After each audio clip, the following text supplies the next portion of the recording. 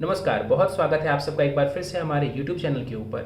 आज के कार्यक्रम में हम राहु केतु की सीरीज़ को कंटिन्यू करने जा रहे हैं और उस सीरीज़ में ये हमारा आखिरी वीडियो है जिसमें हम समझेंगे कि राहु 12वें भाव में और केतु छठे भाव में विराजमान हो तो इसका प्रभाव हमारे जीवन के ऊपर किस प्रकार से हमें देखने को मिलता है। देखिए, सीधे आ जाते हैं कार्यक्रम पे।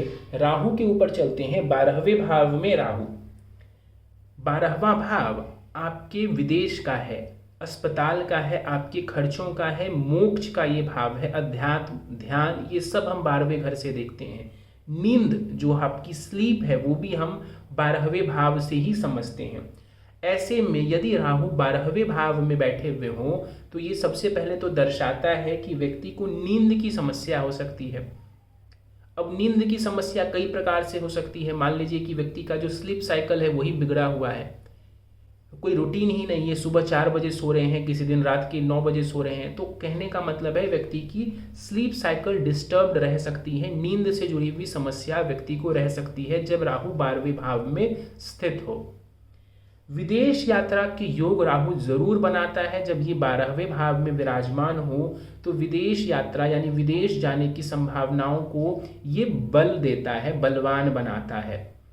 साथ ही साथ विदेश में अगर राहु थोड़ा भी अच्छा है, मान लीजिए ठीक ठाक राशि में है, इसका राशि स्वामी कहीं कुंडली में एक एवरेज स्थिति में भी बैठा है ना, तो ऐसे में 12वें भाव में बैठा हुआ राहु आपको विदेश में सफलता दिलवाता है। कुछ ही केसेस में आप केवल देखेंगे कि 12वें में बैठा हुआ राहु विदेश में प्रॉब्लम देगा आपको।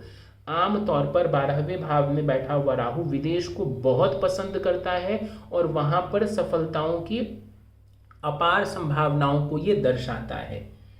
अकस्मात खर्चे, क्योंकि 12वां भाव खर्च का भी है तो अचानक से धन का व्यय ये राहु कई बार करवा देते हैं।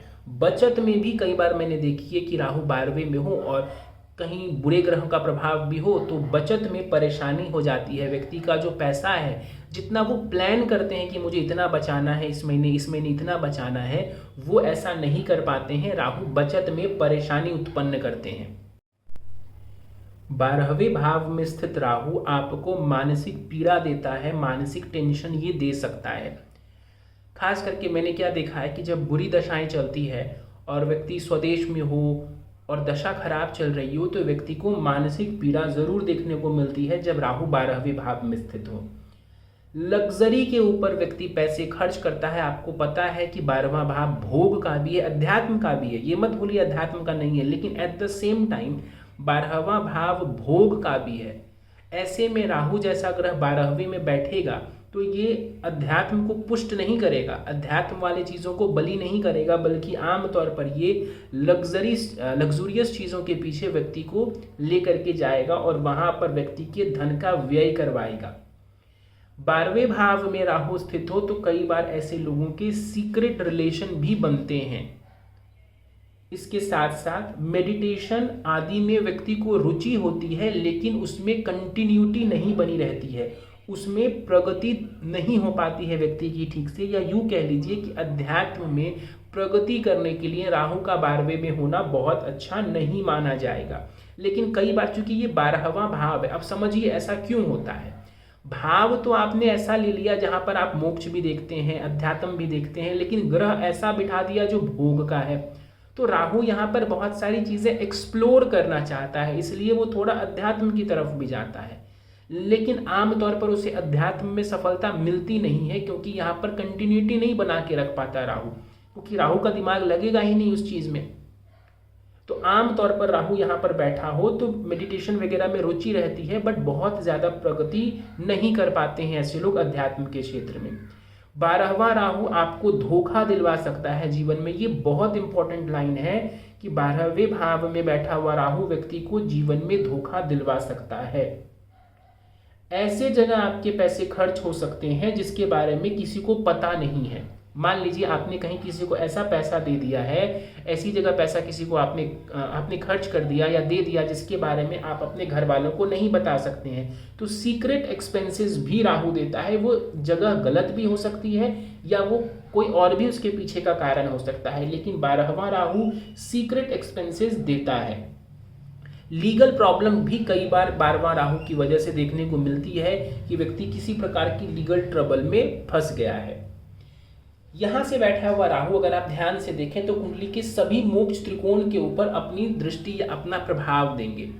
तो ये बड़ा इंपॉर्टेंट हो जाता है कि राहु जैसा भोग माया वाला ग्रह अब वो मोक्ष त्रिकोण को पूरी तरह से कंट्रोल कर रहा है, मोक्ष त्रिकोण पे उसका पूरा पूरा प्रभाव है। तो ऐसे में मैंने क्या देखा है कि व्यक्ति की चीज़ें ना छूटती हैं, व्यक्ति दूर जाता है या चीज़ें उसकी वाइंड अप होती हैं। फॉर एग्जाम्पल विदेश चला गया तो स्वदेश छूट गया ना, घर छूट गया उसका, स्वदेश छूट गया, तो कहीं ना कहीं चीज़ों का त्याग हुआ या चीज़ें उससे छूट गई।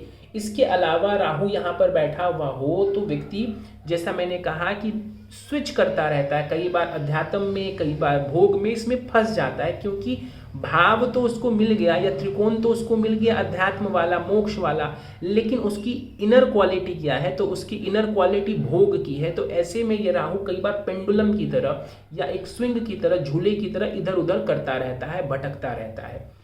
12वां राहु विराजमान हो, प्रॉपर्टी वगैरह का ध्यान रखिए, प्रॉपर्टी में इन्वेस्ट कर रहे हैं तो पेपर्स वगैरह अच्छे से पढ़ लीजिए।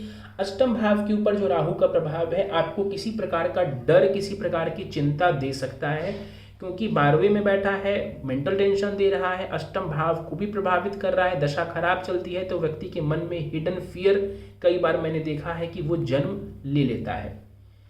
आगे बढ़ते हैं, छठे भाव में केतु के होने के प्रभाव को समझते हैं। छठा भाव आपके एफर्ट्स का, आपके कंपटीशन का, आपके ऋण का है, आपके बीमारियों का भी ये भाव है, शत्रुओं का ये भाव है। ऐसे में छठे भाव में केतु यहाँ पर बैठ जाए तो सबसे पहले तो एफर्ट कराने में ये हेल्प करेंगे। एफर्ट आप लगाएं, एफर्ट आप करें, इसमें केतु आपकी हेल्प करेंगे क्योंकि केतु के पास एनर्जी है, केतु के पास शरीर है। तो ऐसे में केतु आपको शारीरिक बल देता है मेहनत करने की। यहाँ पर केतु आपको मेहनती बनाएगा, साहसी बनाएगा, ऊर्जा देने का काम करेगा और उसी ऊर्जा के सहारे आप कंपटीशन वगैरह में सफलता प्राप्त कर सकते हैं। छठे भाव में बैठा हुआ केतु आपके विल पावर को स्ट्रांग करता है, इनडायरेक्टली आपके लगन को ये सपोर्ट करता है, तो आपके हेल्थ के ऊपर केतु का एक पॉजिटिव प्रभाव पड़ता है। शत्रुओं को परास्त करने के लिए केतु का यहाँ पर बैठना बढ़िया है, ऐसे लोग अपने शत्रुओं को परास्त जरूर करते हैं।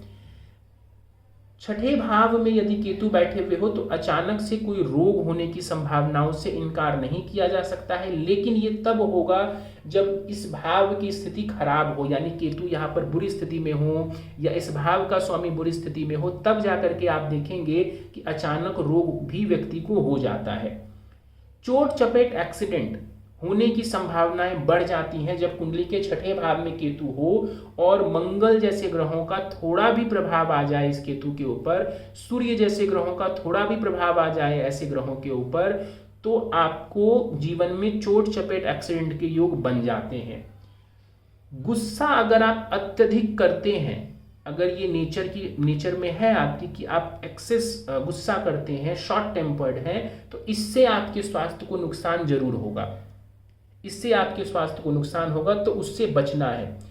ऐसे लोगों को डेली रूटीन फॉलो करने में, डिसिप्लिन फॉलो करने में परेशानी हो सकती है। यद्यपि उनके पास बहुत एनर्जी है लेकिन उसमें कई बार मैंने रुकावट देखी है या वो डिसिप्लिन नहीं रख पाते। ऐसा नहीं कि ऊर्जा की कमी हो गई, ऊर्जा तो पूरी है, लेकिन वो जो डिसिप्लिन, वो जो रूटीन है ना, उसको फॉलो करने में अवरोध आता है व्यक्ति को। कई बार कर रहे हैं, कई बार फॉलो नहीं कर पा रहे हैं।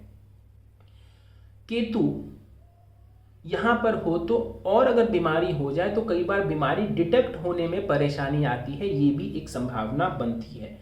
और एक इंपॉर्टेंट पॉइंट जो आमतौर पर आपको सुनने को कम मिलेगा वो ये है कि अगर केतु छठे में है, कहीं से भी वो थोड़े भी पीड़ित हैं, तो घर में आपके जो पालतू जानवर हैं उनको नुकसान जरूर पहुंचेगा। फिर से सुन लीजिए, अगर केतु छठे में है और पीड़ित हैं, मान लीजिए मंगल शनि जैसे ग्रहों का प्रभाव, सूर्य जैसे ग्रहों का प्रभाव अलग से इस केतु के ऊपर है, तो आपके घर में पालतू जानवरों को नुकसान पहुंचाएंगे। घर में पालतू जानवर हो सकता है उनको कोई बीमारी हो जाए, वो जल्दी चले जाए, इसकी संभावना बढ़ जाती है। अगर केतु अच्छी स्थिति में छठे भाव में हो तो ऐसे लोगों को मैंने देखा है कि ये पेट फ्रेंडली होते हैं, अपने घर वगैरह में पेट्स को लाते भी हैं और इन्जॉय भी करते हैं। चलिए, तो ये हमने समझा राहु केतु का प्रभाव, केतु की दृष्टियों के बारे में। मैं बार बार कहता हूं कि वो स्पेशल एस्पेक्ट्स होते हैं, हमेशा हमें उन्हें कंसिडर नहीं करना चाहिए, केवल विशेष परिस्थितियों में ही केतु के एस्पेक्ट को, दृष्टियों को हमें लेना चाहिए। तो ये था हमारा आज का कार्यक्रम राहु केतु के ऊपर, और इसी के साथ हमारी राहु केतु की जो पूरी सीरीज है वो कंप्लीट हो जाती है। आपको पूरे सारे वीडियोस आपको चैनल के ऊपर मिल जाएंगे, प्रथम भाव से लेकर के 12वें भाव तक, पूरे राहु केतु के एक्सेस के ऊपर। अगर आपको ये कार्यक्रम पसंद आया, वीडियो को लाइक जरूर करें। कोई प्रश्न है, कोई सुझाव है, नीचे कमेंट सेक्शन में जरूर हमें लिखकर बताएं। कुंडली विश्लेषण करवाना चाहते हैं, अपनी कुंडली का गहन अध्ययन करवाना चाहते हैं, स्क्रीन के ऊपर दिए जा रहे व्हाट्सएप नंबर के ऊपर आप हमसे संपर्क कर सकते हैं। चैनल को आपने अभी तक सब्सक्राइब नहीं किया है या पहली बार आप हमारे चैनल पर आए हैं तो चैनल को जरूर सब्सक्राइब कर दें और बेल नोटिफिकेशन दबाना ना भूलें। इस कार्यक्रम में फिलहाल इतना ही। आप सभी का बहुत बहुत धन्यवाद।